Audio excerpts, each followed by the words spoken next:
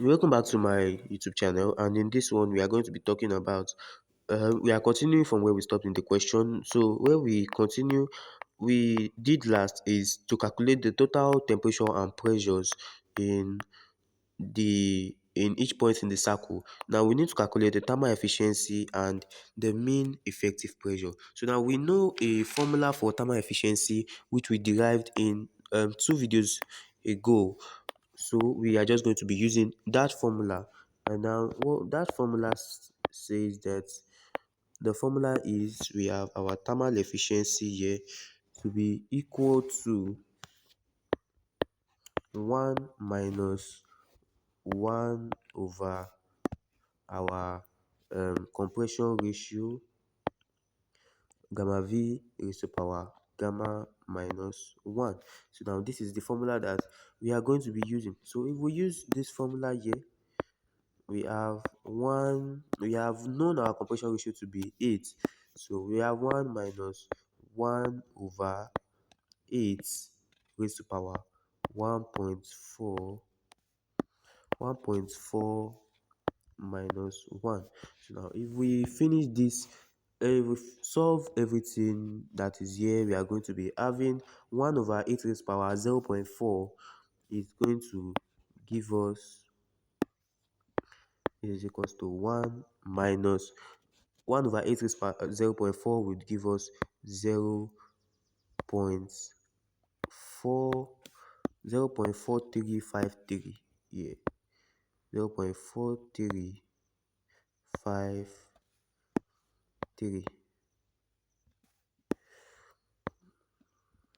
0.4353. And if we do 1 minus 0.4353, we are going to end up getting 0.5647.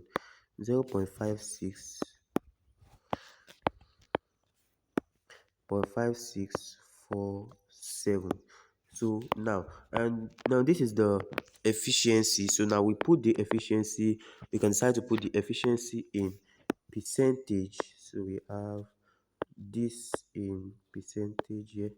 So this would be equal to 0.5647 times 100 is going to give us 56.47%. So that is our thermal efficiency in percentage. So now the next question that we are asked to find is to calculate our mean effective pressure. Now our mean effective pressure, as we know, is the work displaced over the displacement volume, which is our work nets, W nets over V1 over V2. So let's write it down. We have our mean effective pressure here. We have mean effective pressure to be equals to, we have work displaced, which is our work nets, W nets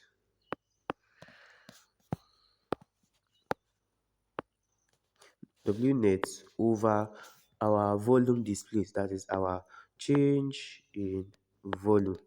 And we know our change in volume to be equals to V1 minus V2, which is our maximum volume over minus our minimum volume. Yeah, displacement of volume, our maximum volume minus our minimum volume, which is V1 over V2. But now our W net, in other cases, we know it to be equal to our Q1 minus Q2, our Q1 minus Q2. So now, and we can just get our value for Q1 separately, our value for Q2 separately, but now we need to get our value for the value for our velocity. I think we were given our value for Q1 in the beginning of the question, so now we need to proceed to get our value for Q2, then V1 and V2. So now, how do we get our value for Q2? Let's start there. So now our value for Q2 is equals to, we have talked about the formula for getting we've talked about the formula for getting our yeah, we've talked about the formula for getting our heat added, which is our Q. This is MCV into brackets T3 minus T2. But in Q out now, which is our Q2 is our Q out. That one is our Q1. Our Q out, which is our Q2, would be equals to MCV. Now, in this particular scenario, would not be T3 minus T2. It will be T4 minus T1. So we can write it as I can write this as my Q out in order to be more clear to be equals to we have our MCV into brackets T4 minus T1. So now this is going to be our formula that we are going to be using. So if we impute this formula, we know our value for T4 and our value for T1. Therefore, we are going to be getting this as, and we know our mass to be 1. We know our mass to be 1 here. So we can just say this is equals to 1 times our constant CV is a constant 0.718 into brackets T4 minus T1. Our T4 is 1415. Our T4 is 1415, and I think that was the last thing that we looked for in while finding for our values. 0.477 Kelvin we have minus our T1, which is 300 Kelvin. So now this is what we are going to use to get it. So if we multiply every single thing here together, put it into our calculator, we are going to get 800.9 kilojoules per. We have kilojoules per kilogram Kelvin, and the kilogram is because we are calculating our quantity per unit, our heat per unit mass. So that is for our Q2. Now we need to get our value for V1. And we know we have only been given our compression ratio. We have never had to find for the exact value for V1. So we are going to find for our value for V1 here using the ideal gas equation, which is P1 V1 is equals to MRT, which is this here. We have P1 V1 is equals to MRT.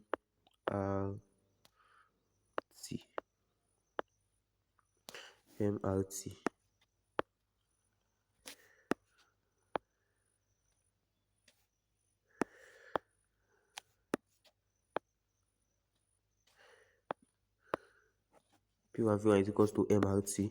So now we make our V1 the subject of the formula. That is our V1 over M.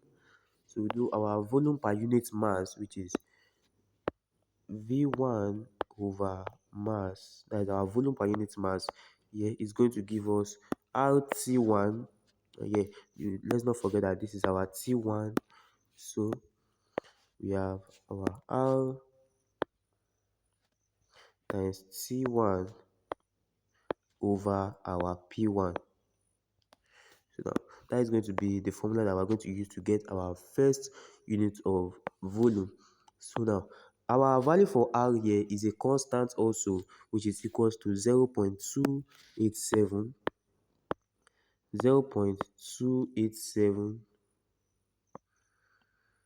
for oxygen, for air, and we are multiplied by our T1, which is 300.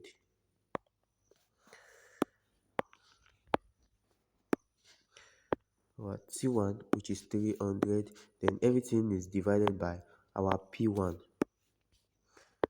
So our P1 also, which is 100 kilopascals, so we have our 100 here, and then everything here is going to give us, if we put this into our calculator, we are going to get our volume to be equals to 0.861 meter cube per kilogram, meter cube per kg, meter cube per kg. So now that is what is going to be our formula for this. And since we have gotten our value for V1, we can be able to easily get our value for V2, since we know that our compression ratio V is equal to V1 over V2.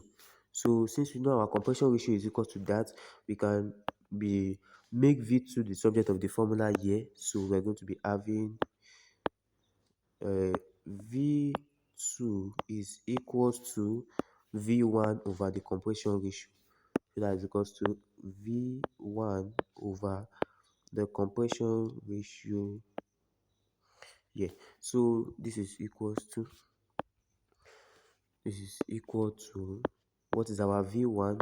0.861 over our compression ratio, which is 8. So if we divide 0.861 by 8, we are going to get our value for V2 to be equal to 0.1076 or 0.108. So we have 0.1076, and let's not forget our unit, which is in meter cube, our unit which is in meter cube per kilogram.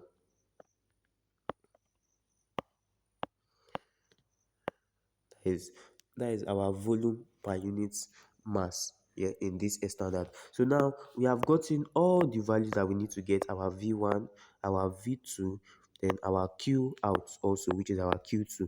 So we just need to input them into this part here. We just need to input them into this part here. So we can say that this now is equals to what is our Q in. Our Q in is equals to 1840 as given in the question.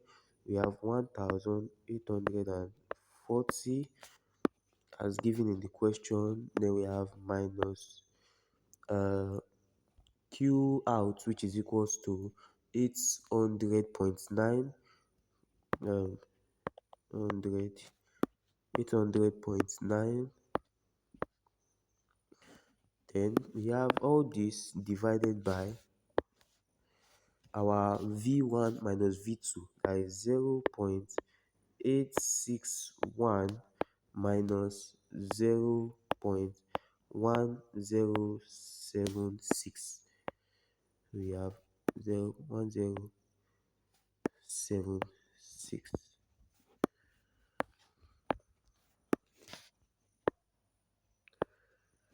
So that is what is going to be of that. So we have 1840 minus 800.9, that is equals to 1039.1.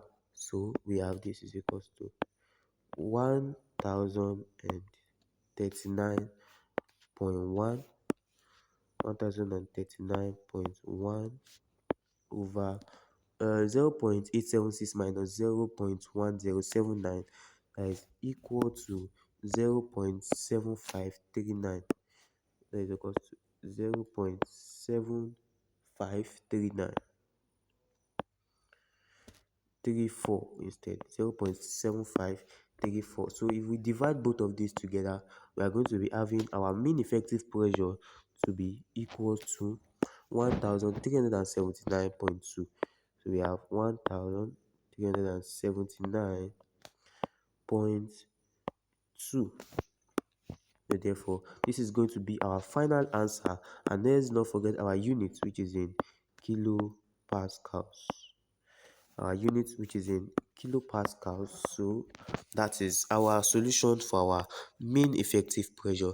And now from the question, I think we have solved every single one of them here. We determine the temperature at each point in the cycle, the thermal efficiency, and the mean effective pressure. So you can thank you very much for watching my YouTube channel and come back for the next series. Thank you very much.